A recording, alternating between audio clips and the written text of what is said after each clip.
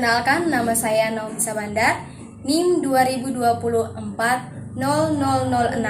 Saya akan membahas tentang pajak untuk pembangunan. Kita semua pasti bayar pajak, bumi, bangunan, penghasilan, dan seterusnya. Atau ada juga yang tidak bayar pajak. Pasti pernah, ketika beli barang, kita pasti kena pajak.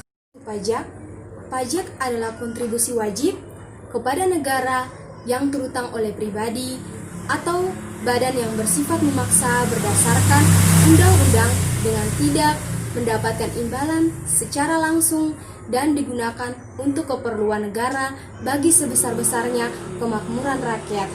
Jadi, secara sederhana, pajak adalah suatu kewajiban yang harus dibayar oleh rakyat untuk pembangunan demi kemakmuran rakyat itu sendiri. Kanan saya adalah contoh pajak bumi dan bangunan, dan di tangan kiri saya adalah contoh ketika kita beli barang kita kena pajak. Jenis-jenis pajak di Indonesia. Yang pertama, berdasarkan cara pemungutannya terdiri dari pajak langsung dan pajak tidak langsung. Yang kedua, berdasarkan sifatnya terdiri dari pajak subjektif dan pajak objektif. Contoh pajak subjektif yaitu pajak penghasilan atau PPh. Contoh pajak objektif yaitu pajak pertambahan nilai atau PPN. Yang ketiga, berdasarkan lembaga pemungutannya terdiri dari pajak pusat dan pajak daerah. Contoh pajak yang dikelola oleh pemerintah pusat, yang pertama yaitu pajak penghasilan atau PPh. Yang kedua, pajak pertambahan nilai atau PPN.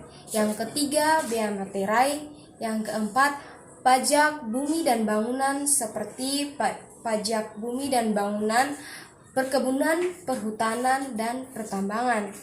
Yang berikutnya yaitu pajak penjualan atas barang mewah atau PPNBM.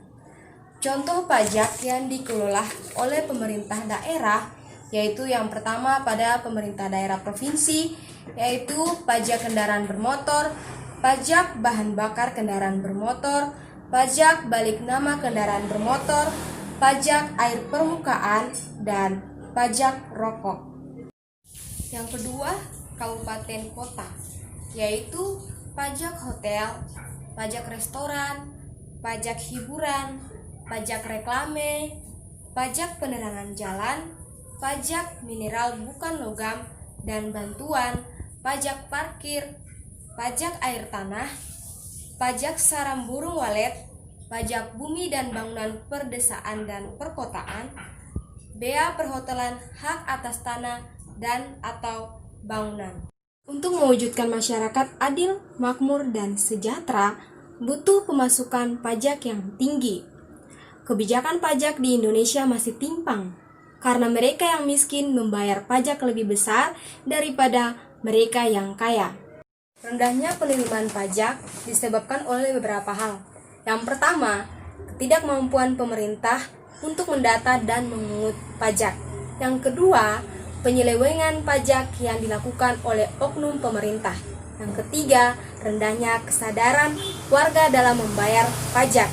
Yang keempat, rendahnya kepercayaan masyarakat terhadap pengelolaan dan penggunaan pajak. Kelebihan dan kekurangan pajak. Kelebihan.